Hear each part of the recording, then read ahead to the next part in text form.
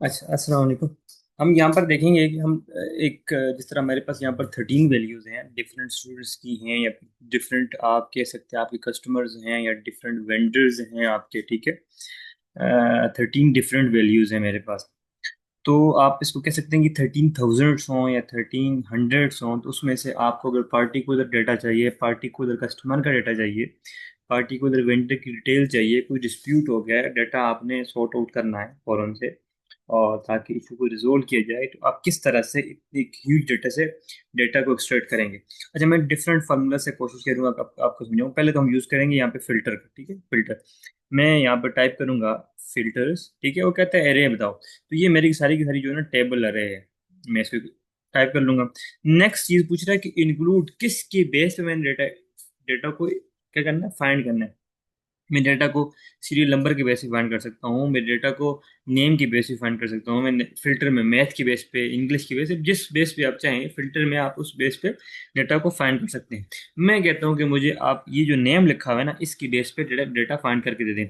लेकिन इसके लिए मुझे सबसे पहले यहाँ से ये लिस्ट क्या करनी पड़ेगी, सिलेक्ट करनी पड़ेगी, और इसको इक्वल करना पड़ेगा इसके, ताकि मेरा डाटा आ जाए। जैसे आप क्लिक करेंगे तो देखें, जो स्टूडेंट मेरे पास यहाँ पे जिसका नेम मैंने यहाँ पे मेंशन किया है, वो सारा का सारा डाटा सामने आ चुका है।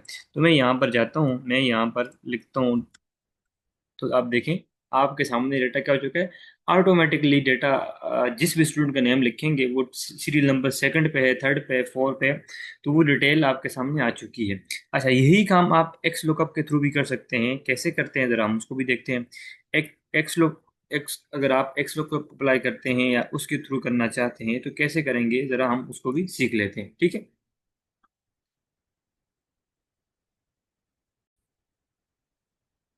अच्छा, एक्स लुकअप के थ्रू हम कैसे डेटा को फिल्टर करेंगे या किसी डेटा को फाइंड करेंगे, तो सबसे पहले मैं यहाँ पे कर लेता हूँ, जा करके अपने पास एक लिस्ट क्रिएट कर लेता हूँ। अगर आप यहाँ पर देखें तो मैंने ऑलरेडी लिस्ट क्रिएट की हुई है। लिस्ट कैसे क्रिएट करते हैं, बल्कि मैं आपको निकाल लेता हूँ।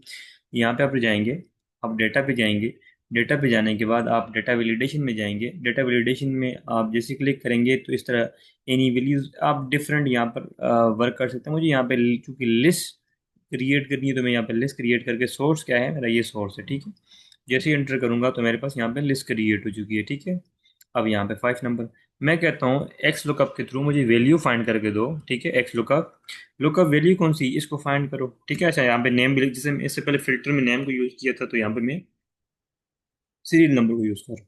अच्छा, ये कह रहा है कि लुकअप अरे क्या है, तो ये जो नंबर है ना, इसको आप फाइंड करें यहाँ से, ठीक है। फिर नेक्स्ट चीज, रिटर्न एरे। तो ये इसके सामने कौन सा डाटा फाइंड करना है, मैं कहता हूँ कि इस ये जो रिटर्न डाटा है ना, इसमें से देखें 6 नंबर पे कौन है, वो सारा का सारा फाइंड कर लें। जैसे मैंने एंटर किया तो ईशा थी 6 नंबर पे, और उसका सारा डाटा मेरे सामने, उसके साथ जो ट्रांजेक्शन थी, जो उसके मार्क्स थे, जो भी उससे रिलेवेंट डिटेल थी, उसने क्या कर लिया, फाइंड कर लिया। अब ये था फिल्टर और एक्स लुकअप, जिसके थ्रू आप सारी की सारी डिटेल आप फाइंड कर सकते हैं, कंप्लीट सेट ऑफ डिटेल, यानी कि। अच्छा, अक्सर आप कहते हैं कि वी लुकअप भी हम अप्लाई कर सकते हैं। जब देखते हैं वी लुकअप और इसमें क्या डिफरेंस है, हम यहाँ जाते हैं, हम वी लुकअप को पेस्ट करते हैं, और इसी तरह मैं इस लिस्ट को जो मैंने क्रिएट की इसको यहाँ लाता हूँ, और मैंने यहाँ पे क्या कर दिया, पेस्ट कर दी। अब मैं जब वी लुकअप लिखता हूँ equal to V lookup, V lookup लिखा, कहता है लुकअप वैल्यू कौन सी, ये वाली मेरी वैल्यू है, ठीक है। टेबल कौन सा है, सारा का सारा ये मेरा टेबल है वी लुकअप का, सही है। और कहता है कि आपने कॉलम कौन सी वैल्यू फाइंड करनी चाहिए, पार्टिकुलर वैल्यू फाइंड करके देखो मुझे, तुम्हें कहता हूँ कॉलम नंबर 2, ठीक है। यहाँ पे 1 और 2, तो मैं 2 लिखूंगा, तो ये ईशा सेकंड नंबर है।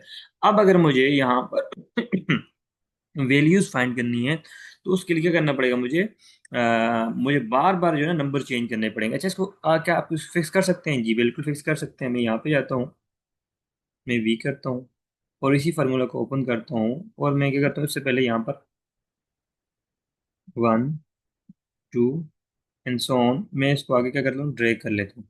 तो आप इस तरह से इस चीज़ों को ऑटोमेट भी कर सकते हैं। मैं कहता हूँ यहाँ पर ये क्या ले ले, 2 ले ले। जैसे मैं करूँगा तो ईशा, और जैसे मैं इसको आगे ड्रैग करता हूँ तो मेरे पास सारा जो डेटा है। अच्छा, यहाँ पर चूंकि मैंने कॉलम को फिक्स नहीं किया हुआ है, तो आप ज़रूरी है क्या करें, जब आप वैल्यूज़ फाइंड कर रहे हो, तो इसको एक तो मैंने इसको फिक्स कर लेना है, ठीक है। एब्सलूट कर लेना है, ताकि ये आगे को ड्रैग ना हो। फिर मैंने अपने जो ये जो सेल है ना, इसको भी एब्सलूट कर लेना है, ताकि आगे को ड्रैग ना हो।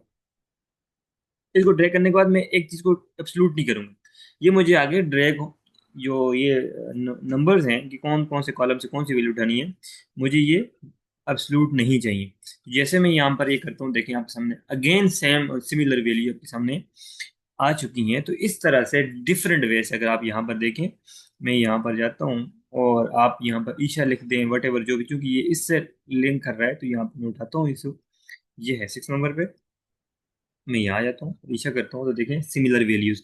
तो आप मल्टीपल डेटा से, एक ह्यूज डेटा से, चाहे वो कस्टमर का हो, स्टूडेंट्स का हो, ठीक है, वेंडर्स का हो, या फिर किसी भी किस्म का कोई भी डेटा हो, तो आप इस तरह से पार्टिकुलर वैल्यूज को, अगर आप ऑडिट में हैं और वहाँ पर डेटा आपको चाहिए और कुछ इंफॉर्मेशन ऐसी है, सेंसिटिविटी, या फिर आप कुछ इस तरह से सेंसिटिव इंफॉर्मेशन है जिसको आपने लाजमी जो है ना कंपेयर करना है, तो एक ह्यूज डेटा, क्योंकि through out the year transactions हो रही होती हैं। अब उन ट्रांजेक्शन्स को जब आप कंपेयर करने जाते हैं, तो इस तरह से आप डेटा को फिल्टर करके एक्स लुकअप के थ्रू, वी लुकअप के थ्रू डेटा को देख करके आप कंपेयर कर सकते हैं। तो ये आई होप सो कि this video is too much meaningful and कह सकते हैं कि आपके लिए काफ़ी इम्पोर्टेंट होगी चीज़ों को सॉर्ट आउट करने में और चीज़ों को एनालाइज करने में, ठीक है सर।